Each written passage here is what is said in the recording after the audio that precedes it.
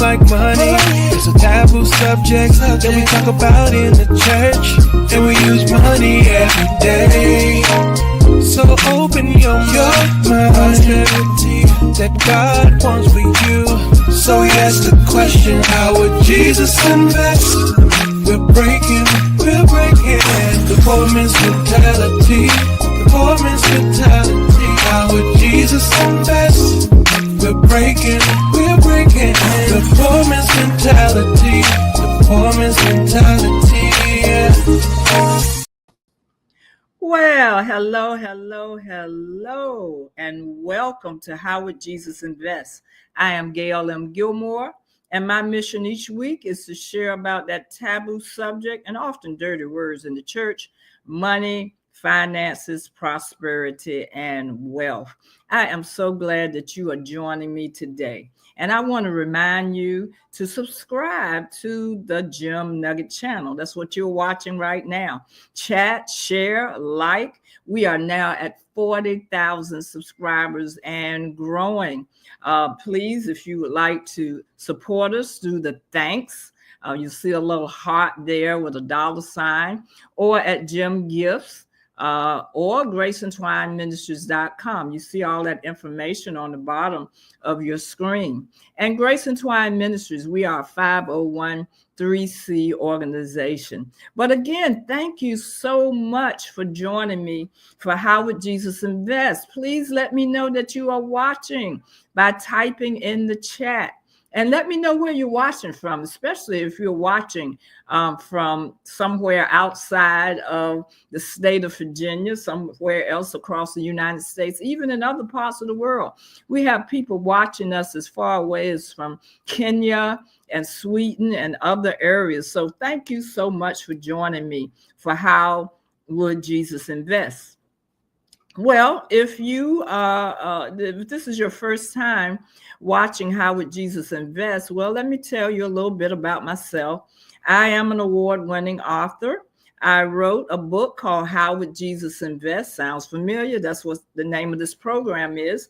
But my book was titled How Would Jesus Invest? Breaking the Poor Man's Mentality. This book won the 2011 Christian Choice Book Award in the area of finance. And so to God be the glory, because I contend that my people are destroyed for lack of knowledge, especially in the area of finances, as is stated in Hosea 4:6. And as I say all the time, there is more in the Word of God about finances, money, stewardship, prosperity, wealth than any other subject, even the subjects of salvation and faith, although we know salvation and faith is the most important thing. But there are 2,084 verses dealing with finances and money and wealth. I have also written other books. I've written It Can't Be Boring, a Christian youth program for difficult times. Only by the grace of God, the story of my dear friend Sharon Dixon. Miracles of the Exchange, intentional blessings, because God even says in the word, he wants to intentionally bless you. And money is just a means of exchange. And then How Would Jesus Invest? Of course, my award-winning book. And I also wrote a play, The Last Laugh. So if you want to order any of these books, you can order them, or the DVD and the DVD. You can order that at GraceAndTwineMinistries.com. So again, thank you for joining me today. I also want to let you know that this handsome fella right here, I have been married to for 42, going on 43 years, and he's none other than the founder and pastor of Grace and Twine Ministries. Yes, we are a Black-owned and Black-founded business because we're about the Father's business. And I proudly serve as co-pastor. And if you are ever in the Tidewater area, why don't you come and visit us at Grace and Twine Ministries? We are located in the beautiful city of Portsmouth. And we're located at 3923 Deep Creek Boulevard in the city of Portsmouth, Virginia, 23702. You can drop us a line or even mail us a donation to that address. Again, my husband is the founding pastor, James E. Gilmore Sr. We have service every Sunday at 10 a.m. And guess what? You will find real love at the gym. All right. Well, I am so excited.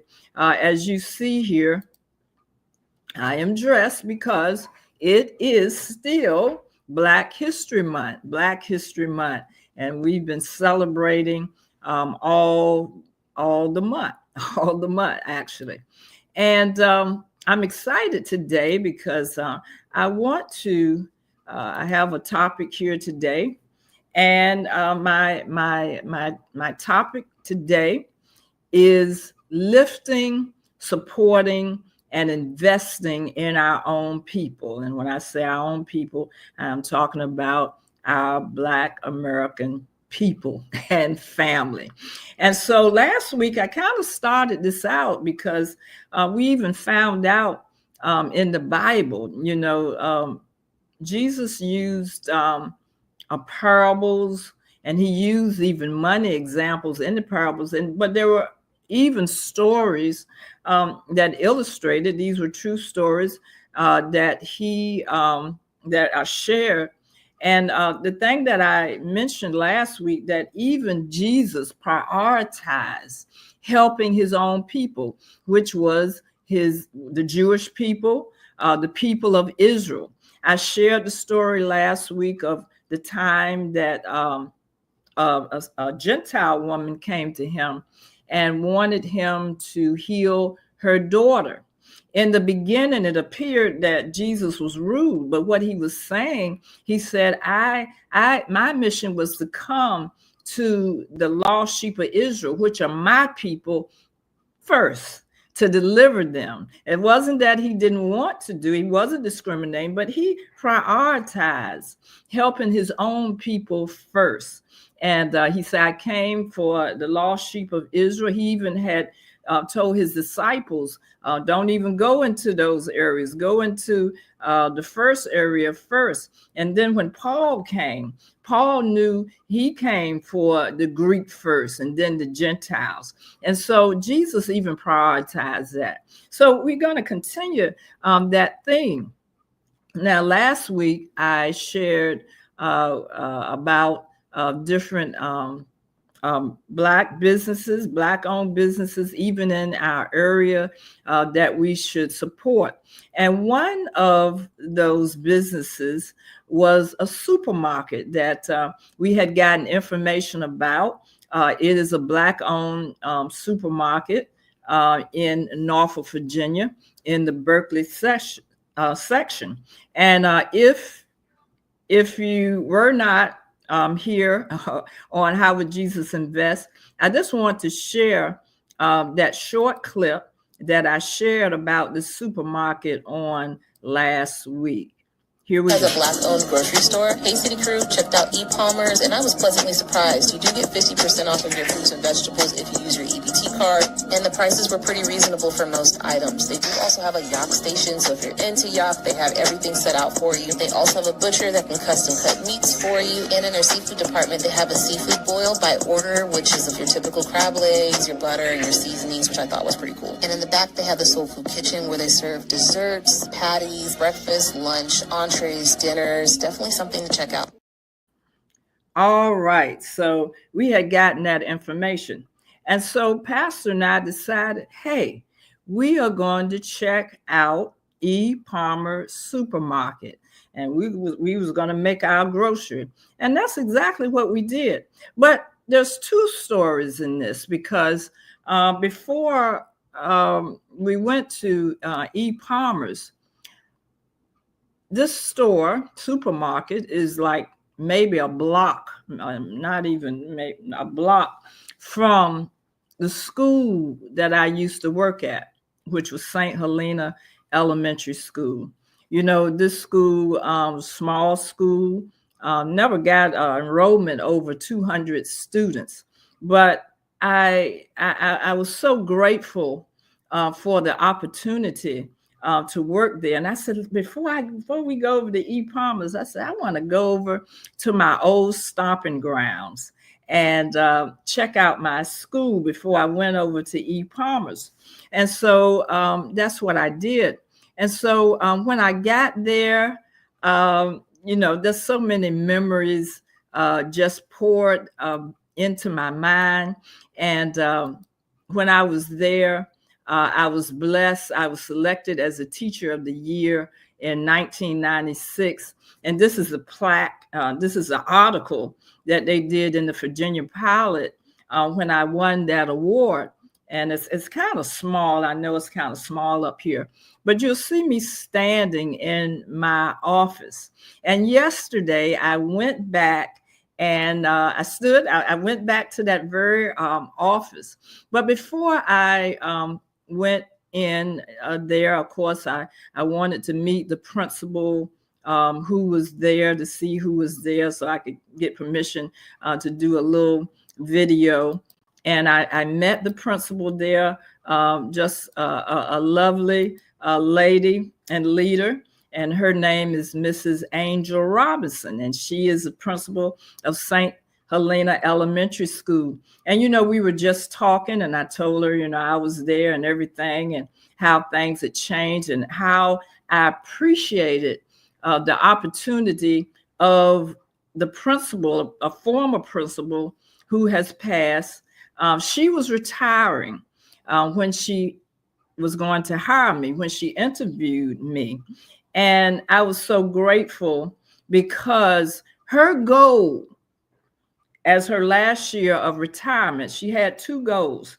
She said, when I went into the interview, she said, I want to have a African-American guidance counselor, because had a Caucasian male counselor before and maybe a female Caucasian. She said, my enrollment is 99 point something African-American. Every once in a while, we would get one or two white students or whatever. And she said, my goal is to have an African-American counselor and a Black male teacher. And so I interviewed. I had gotten my master's degree from Old Dominion in counseling. Now, this would have been my first experience. And of course, there were two other counselors that had been counselors before, and this would have been a new experience for me. But I was well qualified. I knew that I could handle the job, and Ms. Fitzgerald knew that I probably could too, because one of the advantages that I had is that I already had two small children that were elementary age, and she talked about experience. I had been a substitute teacher for 8 years, and she said, I just have to give people a chance, because, we talk about all this DEI and everything. So how do we get the experience unless we're given a chance? And so I have always been grateful to the late Mr. Lois Fitzgerald for just allowing me that opportunity that started my trajectory as I went on in education. And as I talked to Miss Angel Robinson here, I had another wonderful principal. Her name was Miss Lillian Thomas. And Miss Robinson said, Miss Thomas was my mentor. I said, oh my goodness, you had a wonderful mentor. And see, it's just a matter of us lifting each other up. If we've made it, there's people that have this attitude, I made it, well, you make it on your own. But sometimes we have to help each other and lift each other up. And so it was just a wonderful interchange as me and Miss Angel Robinson was talking. So I went and I went to my my old office, and I want to share that video with you. All right, let me see. Let me get that out and let me show you this. Okay, now I'm in an office. This is a flashback. This is my old stomping grounds. This is St. Helena Elementary School. This is where my counseling career started, here at St. Helena. And as I stand in this office, I have many memories here. The late Miss Dolores Fitzgerald, she was my principal. She hired me. And you're talking about DEI and all of that. And she said, I'm going to have a Black guidance counselor. And she also hired her first male math teacher, or first male teacher.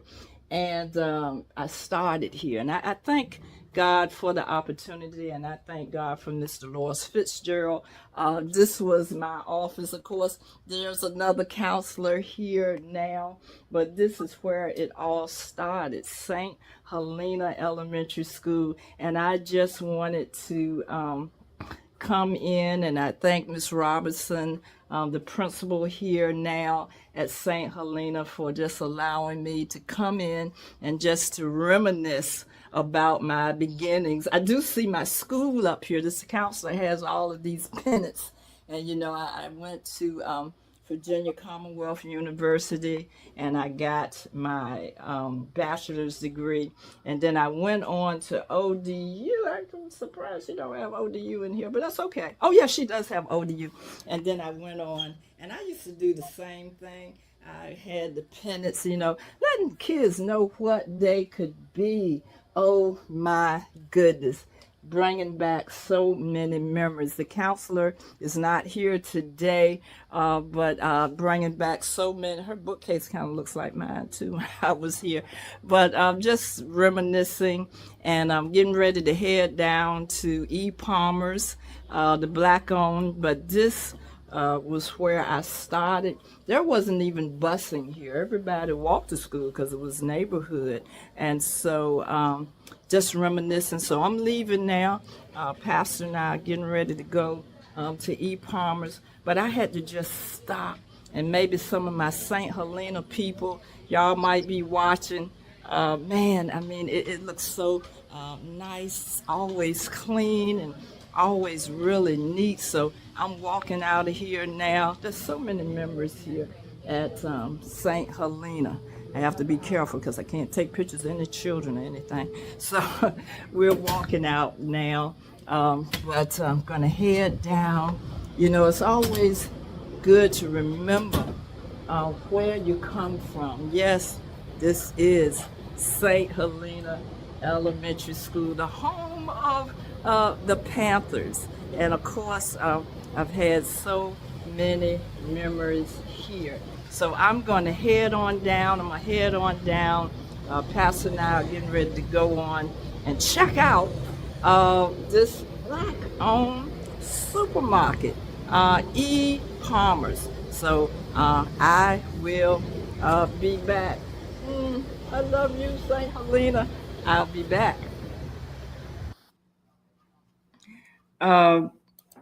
Yes, that brought back many memories, and it just reminded me how someone lifted me up and helped me go further, even in my educational career.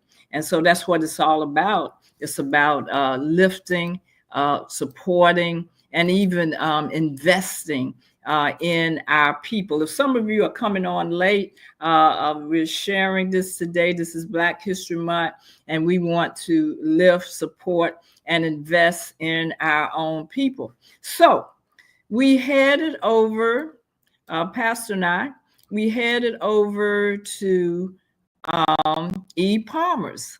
And I tell you, we were just so excited to go there. And it's just I don't really have a lot of words, except it's just an awesome place. Our people owned, and we were so impressed in how things were in order and neat and clean, and everyone was professional and friendly when we went in there.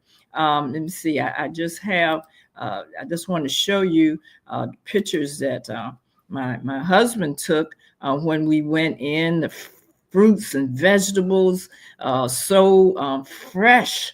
Because I had gotten some oranges, and sometimes you don't get real sweet oranges, but these oranges were really sweet. We made our grocery there the other day. We made our grocery there. Here's another section of the juices and so forth like that. And another area of the store, so neat, so clean.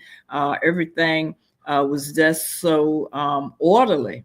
And so we was going around, and then we went over, we discovered they had a seafood area, all the fresh fish. And we, as the gentleman was preparing our fish, we were talking with him, and he was talking about how, supporting the business. So let you look at that video. Here we go. Yeah, we're getting ready to. He's getting our order ready here, and I tell you, it's just awesome. What you think, Pastor? What you think? Beautifully done. That's like I said, beautifully done. Yes. And he said he is here to support Mr. Palmer and keep the business going with supplying and serving the customers. And it's just awesome. You need to come here and support our own.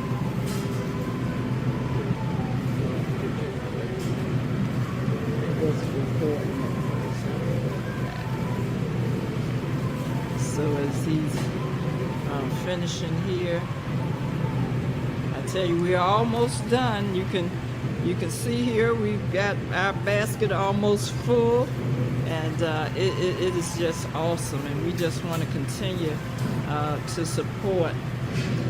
Sir, I didn't have my video on at first. What's your name again?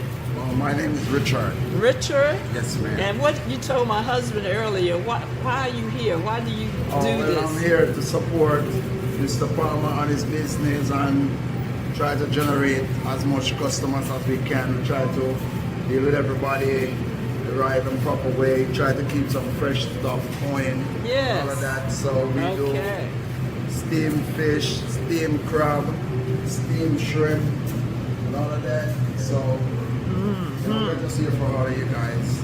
That's awesome. Well, thank you. Thank you, Richard. Yes, I like your accent too. Now, where are you from? What's the accent? I'm from Jamaica. Jamaica. Yes, okay. All right. Well, thank you so much. Okay. Have a good day. You too. All right. Even the workers, and helping and supporting each other. So we met Richard, and you could hear the accent from Jamaica. And so we finished up, and we got our grocery and got a few more things in that grocery cart that you saw. And then we were headed out. And before we left, we asked, could we speak to the owner? And we did get to speak with the owner's father. And they all work together. It's a family business, and they all work together.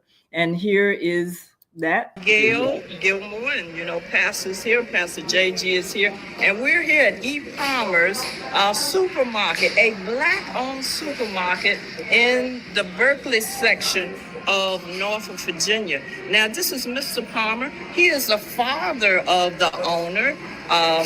Ezra Palmer.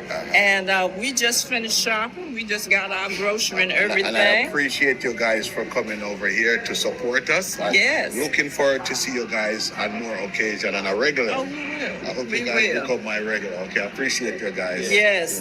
And I wanted to tell you, this is a beautiful supermarket. We found everything. You told me about those small turkey wings. I got to come back and get some turkey wings. Yeah, those turkey wings is one of our biggest seller here. Yes. The price are great. I don't think anyone have a better price than we we do. And the size also is not the big turkey wings. Those are the small turkey wings. Okay. Yeah. So for that reason, we sell so much turkey wings here. Okay. We appreciate everyone who have come out and support us. Yes. In the last 2 weeks, we have a great turnout. People just coming to support us. Yes. We appreciate it and looking forward for them to continue supporting us. Well, we're going to spread the word and spread the word because it's beautiful. Thank you so much, I Mr. appreciate Palmer. you guys. Thank you for your time. Yeah, no Bye-bye. problem.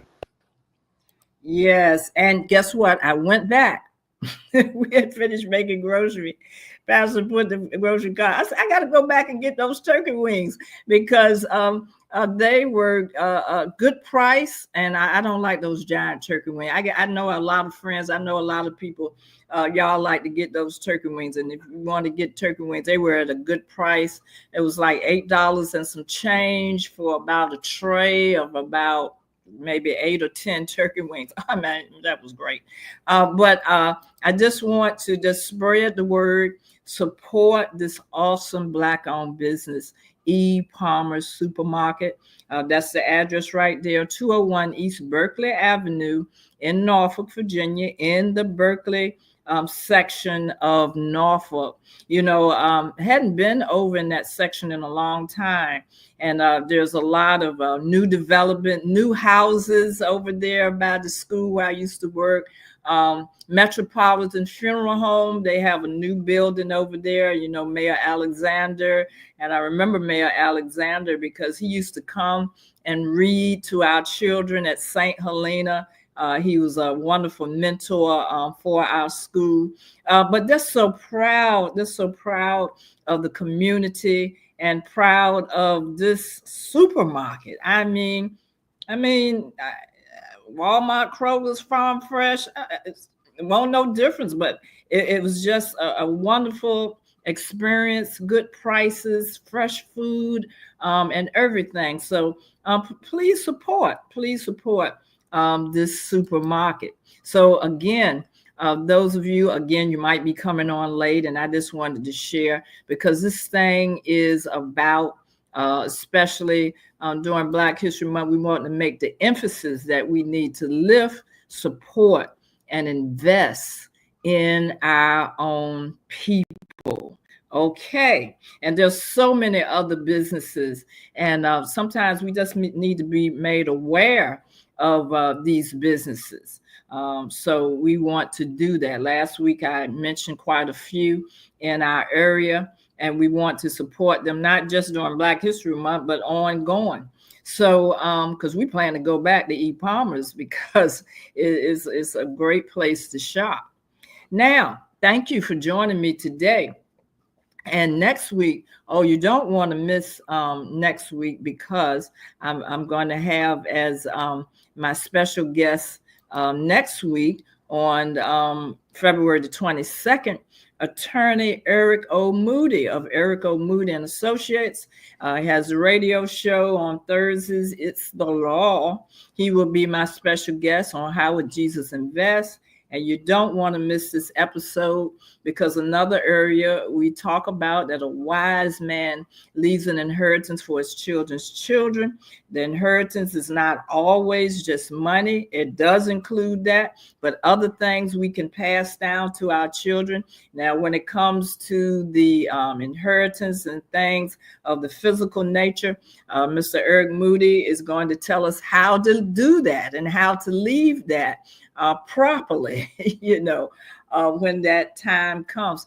And, he has an amazing testimony too, as being a Black-owned firm, just so proud of his family.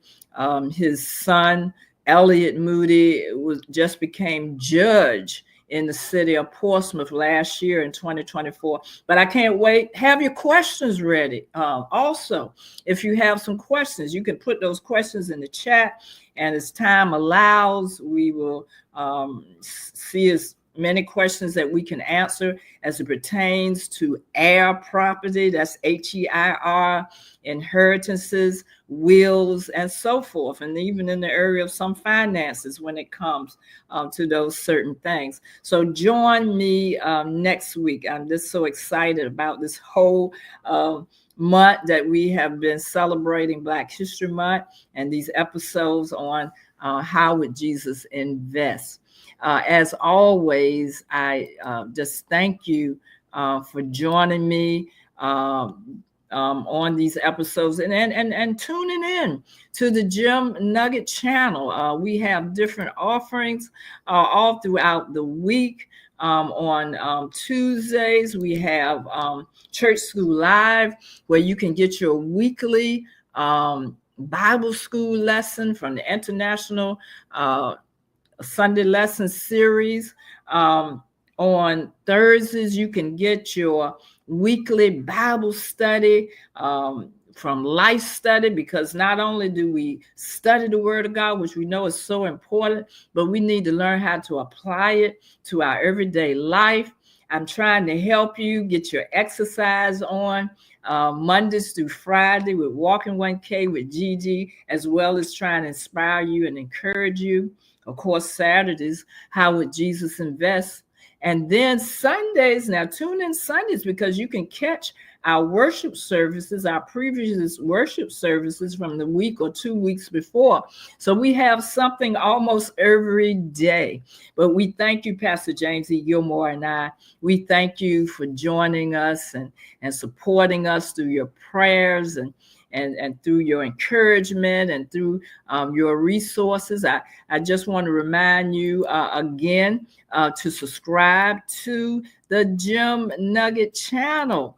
Tell your friends and everyone to join, because it's something for everybody on the Gem Nugget channel. And again, you can support us through the thanks, the super thanks, the Gem Gifts, which is our Cash App, and again, GraceAndTwineMinistries.com. So we thank you so much for joining us this week. And don't forget, really, tune in, come on next Saturday when we have our special guest. Well, again, thank you for joining me today for another episode of How Would Jesus Invest? See you next week. It seems like money is a taboo subject that we talk about in the church, and we use money every day. So open your mind, prosperity that God wants for you. So he asked the question, how would Jesus invest? We're breaking the poor man's mentality. How would Jesus invest? We're breaking the poor man's mentality.